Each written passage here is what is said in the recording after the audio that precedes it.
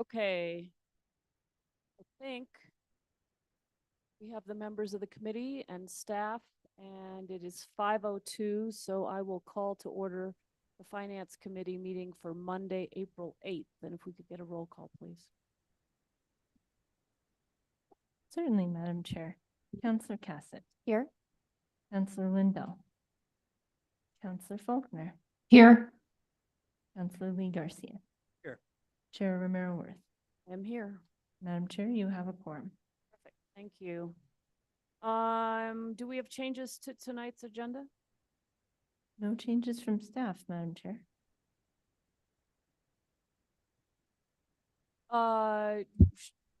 Yes, Councillor Faulkner is on Zoom, and she did say she was present when the roll was called. I didn't hear that. I'm sorry. Yeah. So, Move to approve the agenda. Second. we have a motion and a second to approve the agenda. Because we do have a counselor on Zoom, we are going to take a roll call on the approval of the agenda, please. Certainly. Councillor Cassett. Yes. Councillor Lindell. Councillor Faulkner. Yes. Councillor Lee Garcia. Yes. Chair Romero Worth. Yes. Motion passes. Perfect. Now we move to our consent agenda, and I do believe we have a few items that were pulled from consent this evening. I'm going to let you do that. Yes, thank you, Madam Chair. Item 6B, as in boy, 6I, and 6K were pulled for discussion. Okay, and is there anything else? If not, is there a motion? Move to approve as amended. Second. Motion. Okay, we got a second from Councillor Lindell in the chamber. Thank you, Councillor Faulkner. We have a motion and a second to approve the consent agenda as amended, and we'll take a roll call on that too. Councillor Cassett. Yes. Councillor Lindell. Councillor Faulkner. Yes. Councillor Lee Garcia. Yes. Chair Romero Worth. Yes. Motion passes. All right, and we have tonight a couple of presentations before we get into the items pulled. I'm going to turn it over to you, Director Oster, for a finance staff recognition. Thank you, Madam Chair. I am happy to introduce Melissa Garcia. Melissa, would you mind coming down here to the podium? Thank you. Melissa was born and raised in Santa Fe and has served the city for 17 years within the payroll division of the finance department. Melissa is described by her coworkers as dependable, caring, hardworking, and dedicated to getting her fellow city employees paid in a timely manner. She enjoys spending time with the love of her life, Max, and her grandsons are the apples of her eyes. She is an amazing daughter and helps her sister care for their aging parents. This month, the finance department would like to recognize Melissa Garcia for her years of dedicated service to the city of Santa Fe, its employees, and specifically the finance department. And with that, I have a very nice certificate that I'd like to present to you, Melissa.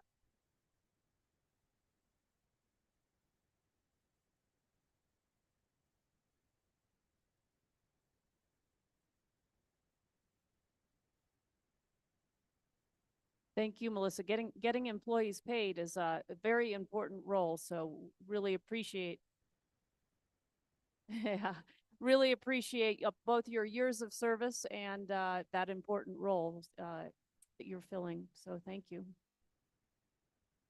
Yeah, Oh, I'm sorry, Councilor Lindell. thank you. I just want to say thank you. I had a couple of little snafus with some things that happened in a long time ago. And not only did you solve it and take care of it, you were so cheerful about it. I mean, I walked in and it's one of those things that's like, how long ago did that happen? And you were just terrific. And your attitude about it couldn't have been nicer, and you were so kind about it. Thank you very much. Sorry, any other counselors? Terrific. Well, congratulations. Thank you. Thank you, Melissa. Payroll is one of those functions that never stops. You know, every 2 weeks, there are deadlines and it's a critical function. It's a can't fail function. And Melissa does an amazing job of helping our team keep it running every 2 weeks and making sure that city employees are paid on time and accurately. Thank you. Thank you again. All right, we'll move on then to the audit update, and that is also you, Director Oster. Thank you so much. I'm happy to report that the audit is progressing. We are continuing to work through the end of substantive test work. We've received a draft of the basic financial statements, and we're continuing to work towards a submittal date to the State Auditor's Office of May 15th. We have been meeting multiple times a week with Clifton Larson Allen, at least once a week with Carr Riggs Ingram. Carr Riggs is our external auditor, and I feel good about where we are. I feel comfortable with the May 15th timeline. Madam Chair, I'm happy to take any questions from the committee. Thank you. Questions from the committee? All right, we will move on then. The first item that was pulled from the consent agenda is item B, request for approval of amendment number 1 to audit contract 23-0596 with Carr Riggs Ingram LLC to increase compensation by $25,601 for a new total amount of $295,055, including New Mexico gross receipts tax, to provide audit services for fiscal year 23 with no corresponding change to the term of the agreement. I pulled this item. I believe, Councilor Garcia, you pulled it as well.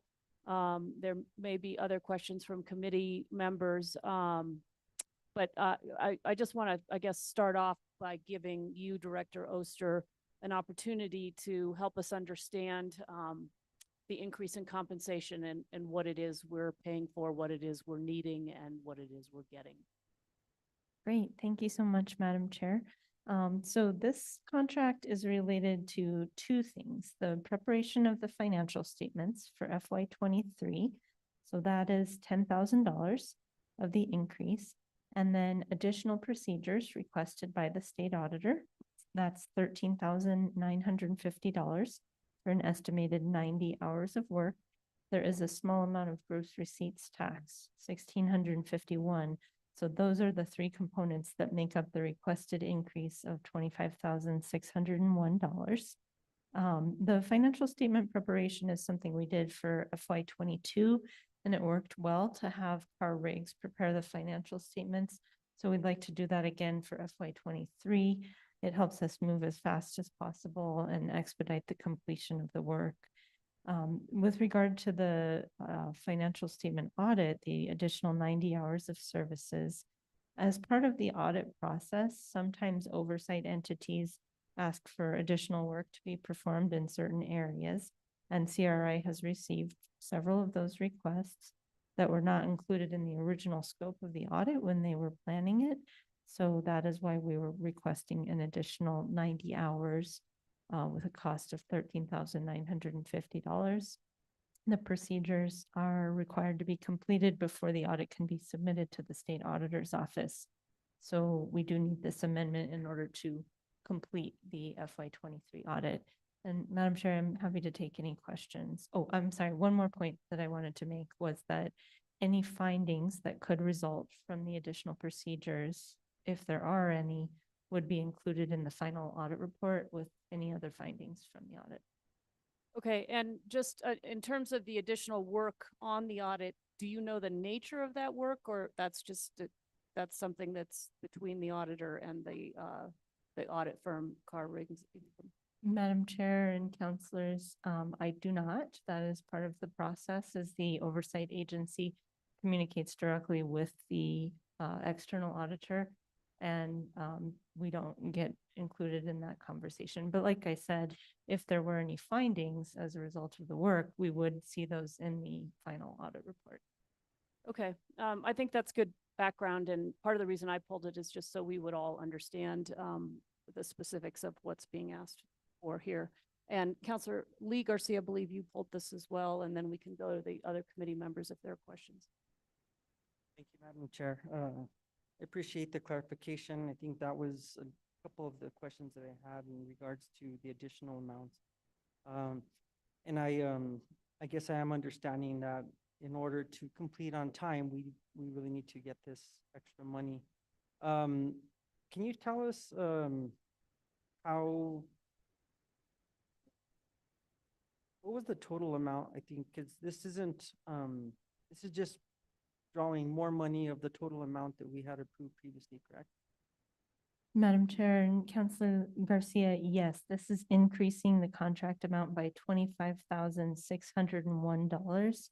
The new total contract amount is $295,055. So the original contract amount was above the threshold to be approved by governing bodies, so the amendment is coming back through for approval.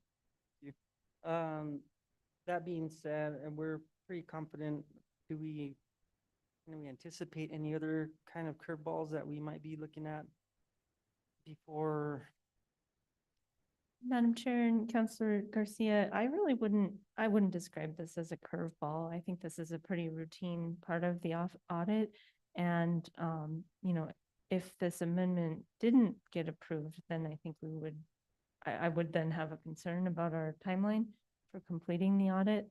But as far as, other things that might come up, we have about a month left, and I'd say we're in the wrap-up stage with car rigs. So I am meeting with the Clifton Larson Allen team multiple times a week, the car rigs team at least once a week, and many of the teams in contact with car rigs on a daily basis at this point in the audit.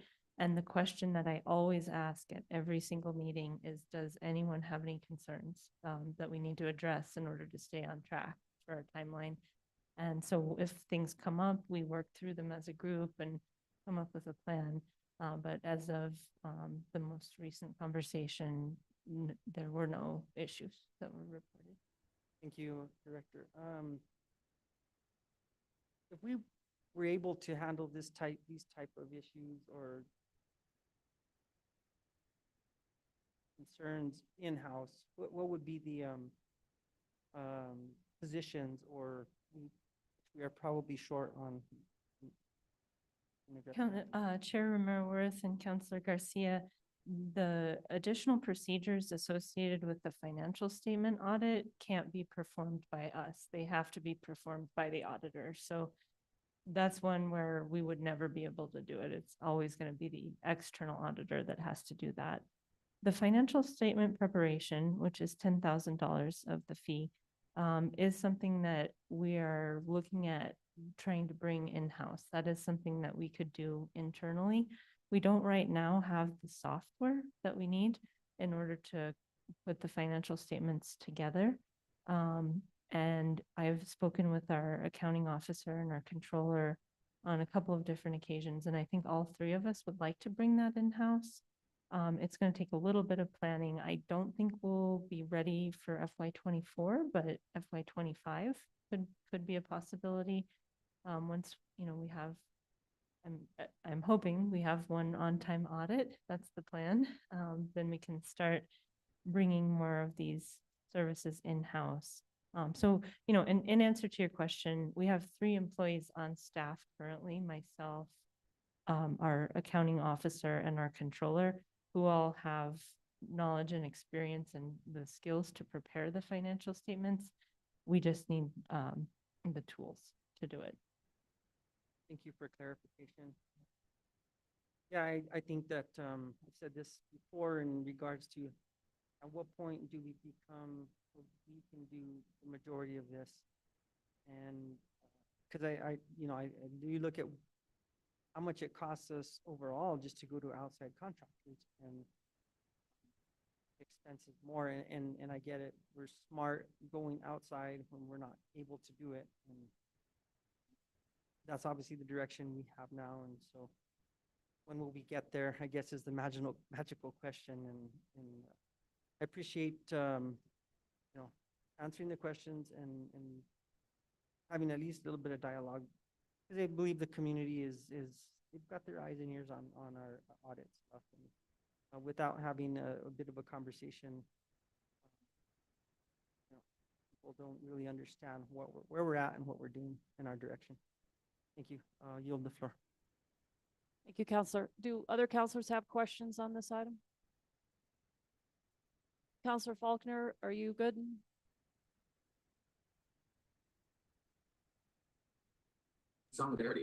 I'm good. All right, if we could get a motion, please. Move to approve? Second. We have a motion and a second to approve this item. If we could get a roll call. Certainly, Madam Chair. Counselor Cassett, Yes. Counselor Lindell, Counselor Faulkner, Yes. Counselor Lee Garcia, Yes. Chair Romero Worth. Yes. Motion passes. Thank Alright. you. All right, thank you. We are on to item I, request for approval of a professional services contract with ITS Quest. Did I say that right? ITS, yeah, Quest, I think is the way you say it. Staffing in the amount of $264,463.70 for project manager and scheduler services in response to the Environmental Protection Agency and the New Mexico Environment Department requirements that the city eliminate or mitigate violations identified by the Environmental Protection Agency. We have Mr. Michael Dozier, the Wastewater Management Division Director, with us tonight, and I believe Counselor Lee Garcia, you pulled this. Thank you, Madam Chair. Director Dozier, welcome. Thank you for being here. I know it's a bit of a trip from the other side of town where you're normally stationed. Just down the road from where I reside. So, thank you for being here. I just, again, back to the direction of, being able to handle, and I know the situation that we're in currently, requires for us to take steps that, are quick and fast, and we need to address issues. And so, can you go over some of the main issues and the reason for this? Obviously, there's $265,000, which was initially not budgeted for, I believe, correct? You have to bring it in. Madam Chair, Councilor Garcia, no, it was not originally budgeted for. So this was actually, if you look into the item that was put in there, it's part of number 10 on the list of the comprehensive plan. So the second page of the memo has the list down there. So with this comprehensive plan and the amount of work that's going to be done through multiple contractors, it would put a pretty large burden on any of the wastewater staff to be able to keep track of everything that's going on and keep the project centered on one person knowing what's going on and what's happening. So our first initial thought was to try and find some way to just assign somebody to manage the project internally. We pretty much came up short with the possibility of doing that because most of our staff that could qualify to do the work is already stretched doing other work. So it would put a lot of a burden on them, and we pretty much would need that person to do this 24 hours. It'd be their baby, their thing to take care of. So we started asking a few of the companies that we're working with, getting some external staff that's through, I'm trying to think of the name and I'm going blank, or like temporary employment. And we found with ITS, they could actually provide someone that could take care of it, that had the skills and abilities to manage the project. When you start looking at the way that if you're marking it out for a project, say of we're at about $8 million is what we're looking at right now. Anything from 1 to 10, you would be looking at getting somebody to staff it, say like engineering firm or something, would be anywhere from about 5 to 9% of what the project cost would be. So even at 5%, it'd be around $400,000 to be doing this for the project for a year. So that'd be like, we're actually kind of under getting someone from the ITS staffing group. This person guaranteed would just be stuck doing, managing this project and scheduling each piece of it. So each facet, I mean, just in the past 2 weeks, we've already had two of the contractors starting since the emergency procurement, and we've got four different contractors starting to get work arriving at the plant now. Two of them are actually doing the work currently. So one of them is Hazen, and they were here last Thursday and are going to be here again this coming Wednesday, I believe. And then we have AAC Construction already clearing area to start doing the work on the traveling bridge filters. And then we also have Rain for Rent is one of the other ones that is going to be bringing in some added sand filters. So it's already been a little taxing on me and some of the staff just to keep track of who's coming and who's going. So this is where we started going for this position of having it staffed through the employment company. Thank you, Director Boudreaux. So it looks like the staffing amount to or for the prospective contract is $264,463,000. And it's for a term of 1 year and 2 months. Is it for one individual? Is it for, what are the exact services? How many people will be? It's, Madam Chair, Councilor Garcia, it's one individual. And it's for 1 year and 2 months. Do we, will this person predominantly be here on site for the full year, or are they part-time? Are they managing from afar? Madam Chair, Councilor Garcia, they will be at the facility 5 days a week and weekends if needed. Okay, and so obviously this is part of the whole puzzle of the steps that were identified. So I had only one other question in regards to it only shows that it's come to Finance Committee and Governing Body. Did it go to Public Works? Madam Chair, Councilor Garcia did not. Is there a reason they didn't go to Public Works, or? We had just got the contract signed and available to get it on this meeting's agenda. Nobody else has seen this specific one. But I guess it'll be a governing body, so whether counselors have questions about it, they'll be able to ask.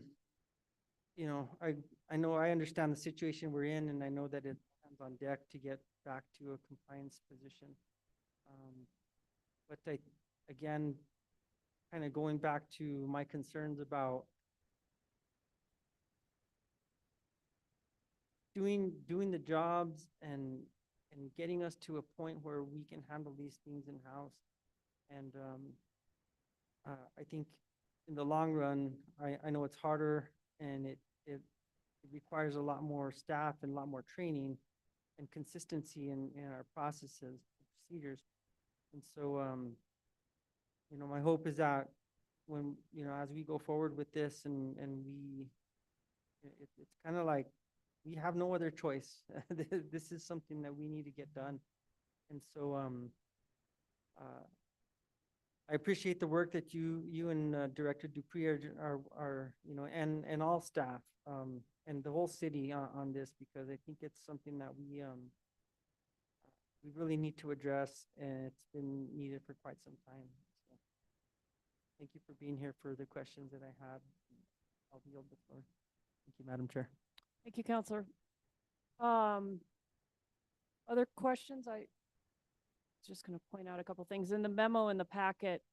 In case folks are interested in, we did spend some time at the Public Works and Public Utilities meeting last week talking about the comprehensive plan and the 10 steps that have been outlined for correcting the issues at the plant to bring us into compliance with the permits.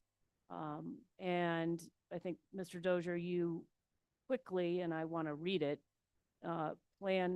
step 10 is additional support to complete the items above, including process engineering alternatives development and review. And then the critical one for this particular item is project manager and scheduling support.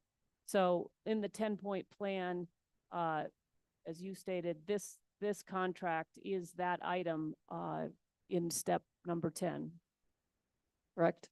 Madam Chair, correct. And we're needing this person kind of in an emergency way, as you stated, because we need more capacity to do this project management and scheduling, and it's short term. So what we're doing here, we don't have lead time to be able to go out and hire somebody internally. That would take far too long, and that's why we're going out to do this short-term emergency contract. And it is part of the emergency procurement, correct? Madam Chair, yes, and we are looking into getting someone that could actually be our project management for basically the future, because we are looking at new facility, different revisions to the current facility. You know, more projects are still on their way. Right. So the position is actually becoming something that we could possibly like entertain having someone on full-time in our staff to do that. So long-term, that might be possible. But again, because and the EPA, the letter from EPA, we have a short timeline in order to correct these things as well, correct? We can't just say, hey, hold on, while we hire, we actually are under the gun to get compliance quickly. Correct, Madam Chair, and we couldn't get the compliance within the 30-day requirement. So our response letter actually did place out the whole plan that we're trying to get accomplished, and not really a completely direct timeline, but just what portion of the plan was going to be followed and how we were going to manage it throughout each piece of it. Right. And so these are really special circumstances, I would say, that are leading us to have to do this particular contract to do the work that's necessary, again, to get this aging plant that was built in 1962 under compliance. Yes, Madam Chair, that's correct. All right, with the century that we're in. All right, other questions from the committee? Is there a motion? Second. We have a motion and a second to approve this item. Oh, and I'm sorry, Counselor Faulkner, I'll just assume you're good unless I see your hand go up, but I don't. Yeah, see your- that's fair. Thank you, Chairwoman. Okay, sorry, I didn't mean to forget about you there. If we could get a roll call on this item, please. Certainly. Counselor Cassett, Yes. Counselor Lindell, Counselor Faulkner, Yes. Counselor Garcia, Yes. Chair Romero Worth. Yes, Motion passes. thank you. Thank you, Mr. Dozier, for being here tonight. All right, our last item, item K, is a resolution sponsored by Counselor Lindell and Mayor Weber, a resolution naming the field known as Fort Marcy Ball Field, Zozobra Field at Fort Marcy Park, accepting a monument in the form of Zozobra from the Santa Fe Kiwanis Club, and approving the construction of the monument at the entry to Fort Marcy Complex Majors Field Park, allowing Kiwanis Club to place a time capsule in the monument. And we have with us tonight, well, we have a number of people. We have Melissa McDonald, our Parks and Open Space Division Director, Scott Overly, the Parks Project Administrator, and Ray Sandoval is also here. So thank you all for being here tonight. Councilor Lee Garcia, I believe you pulled this item. Madam Chair, and thank you all for being here. I think I saw both of you guys over the weekend. It was just to make a mention to the Kiwanis Club, great event you had over the weekend. Had a lot of collaboration from any people in the community, citywide, statewide, and probably even, who knows, from where else they came, but kudos to you guys. As I was just reading through some of the implications, and I don't know if you can maybe just give us a little bit of dialogue here in regards to what we're looking at here with this before I ask any questions. In regards to, obviously, there's the name change. But I was directed a little bit more towards number one, the Zobra Field at Fort Marcy Park. Is there going to be anything done to Majors Field? Is that anything? There's nothing with Majors Field? Madam Chair and Councilor Garcia, no, Majors Field will still be Majors Field. The name change will be for the ball field only, which is now known as Fort Marcy Ball. I was going into the adoption of the statue itself and where this will be placed. Can you elaborate a little bit more on the donation? And I believe in here it states something about future management and cleanup and caretaking of the monument is going to be the responsibility of the city in perpetuity. Yes, Madam Chair, Councilor Garcia. The location is on the corner of Bishop's Lodge Road and the road that goes into Fort Marcy at the rec center there. It incorporates the signage. It says Fort Marcy onto the corner. It's just a small area that's on that corner. As far as the actual design, what we're looking at within the packet is preliminary and is a conceptual design.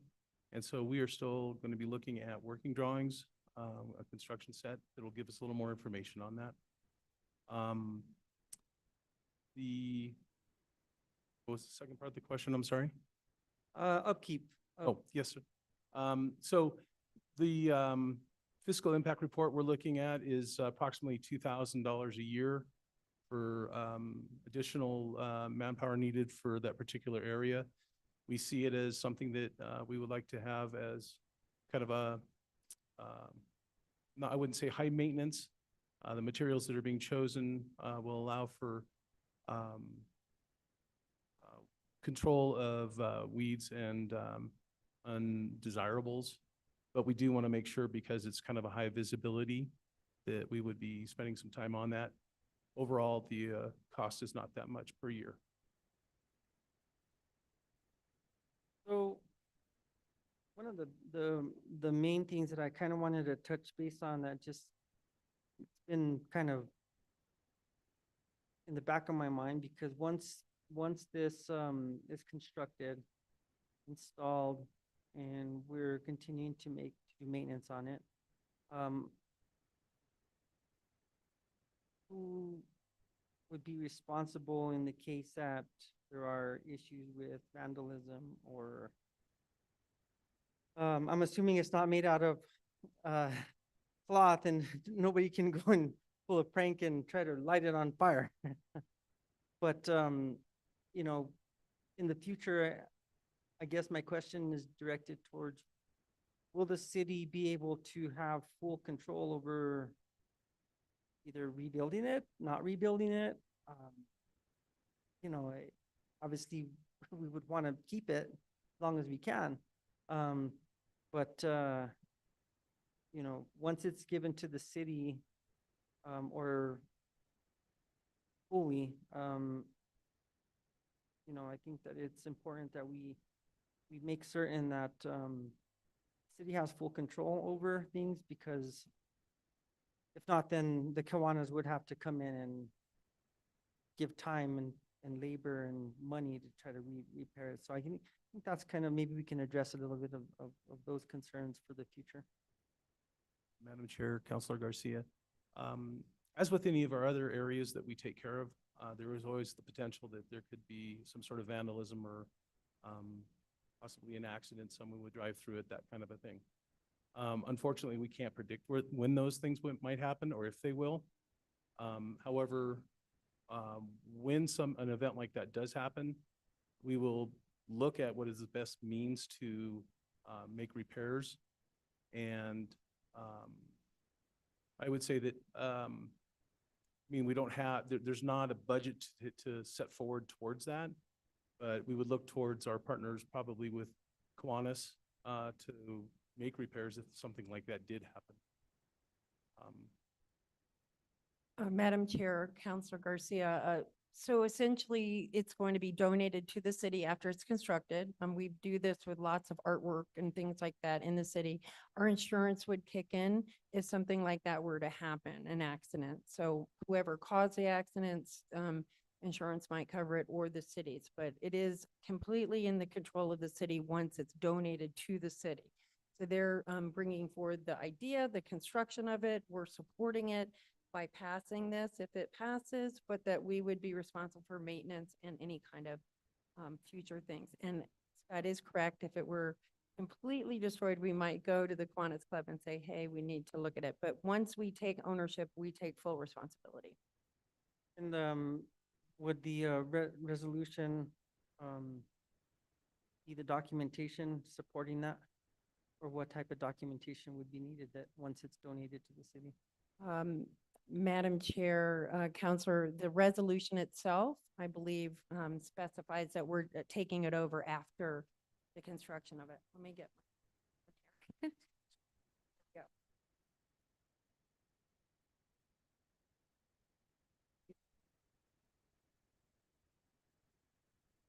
I think you're looking page 2, lines 21 and 22. Be it further resolved that the governing body accepts the Kiwanis Club's offer to construct Zozobra Monument as depicted in Exhibit C.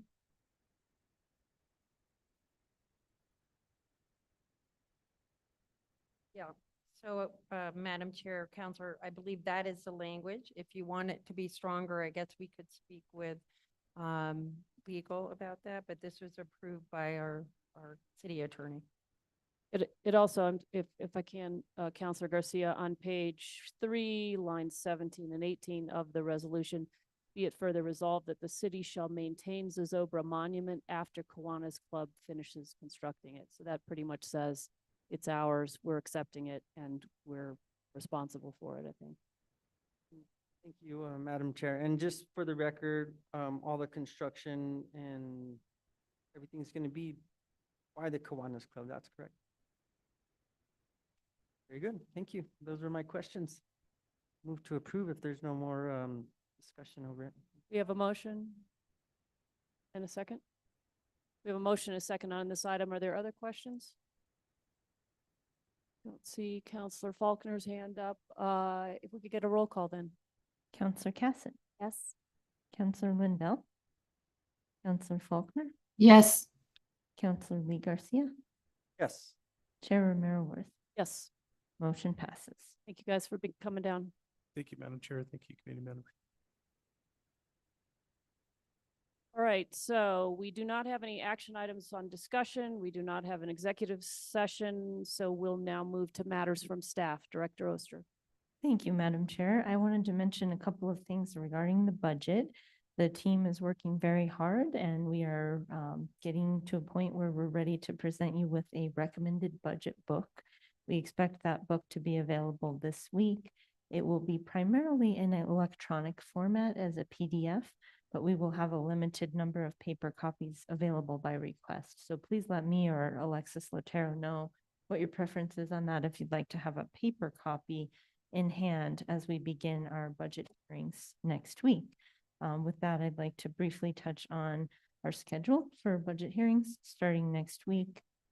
We have our first hearing on Tuesday, April 16th from 1 to 4:30 p.m., followed by Wednesday, 4/17 from 12 to 3 p.m., Thursday, 4/18 from 1 to 4:30 p.m. Then the following week, we start up again on Tuesday, 4/23 from 1 to 4:30. Wednesday, 4/24, 12 to 3, Thursday, 4/25, 1 to 4:30. And then we have a couple of dates scheduled the following week, Monday, 4/29, from 1 to 3 p.m. and Tuesday, 4:30, from 1 to 3 p.m., which are primarily for overflow. It looks like we are going to need the Monday, but we're not sure yet on Tuesday. So I just wanted to note on the Wednesdays, we will be starting early at 12 to accommodate meetings that occur later in the afternoon on those Wednesdays. But otherwise, every other day, we will start at 1 p.m. And all of the hearings will be conducted in person here in the chambers, similar to our regular finance committee process. And Madam Chair, that's everything I have for matters from staff. Great, thank you. Matters from the committee? Not seeing matters from the committee, matters from the chair. So thank you for the outline of the coming couple weeks. This is a big time commitment for the finance committee. So thank you in advance for the time that you'll be putting in, not just here in the hearing room in the chambers, but also when we receive those budget books. I know the finance committee takes this process very seriously, as do actually the counselors who don't sit on the finance committee. And, you know, going through the budget book is also time consuming. And I think I'll also, we have typically had and allowed counselors who don't sit on the finance committee to attend these hearings. And so that may be something that happens as well. But I just, again, want to thank everybody in advance for the commitment to this process, and also thanking the staff, not only in finance, in the budget team, but across city government. This is a huge undertaking to reach this moment where we have something to review. And I think these hearings are always a great opportunity for us to kind of see how we're doing and what lies ahead, and what, you know, how we can best support the work that needs to be done in the city. So I look forward to beginning next week, and happy that that we do have a budget to start to review. So thank you for everybody who's involved in doing that. And so with that, our next regular meeting will be Monday, April 22nd. That is on top of the budget hearings that were just outlined by Director Oster. We'll continue to meet as a committee outside of the budget hearings, because of course there's the contract work never stops. So with that, we're adjourned. Thank you, everyone.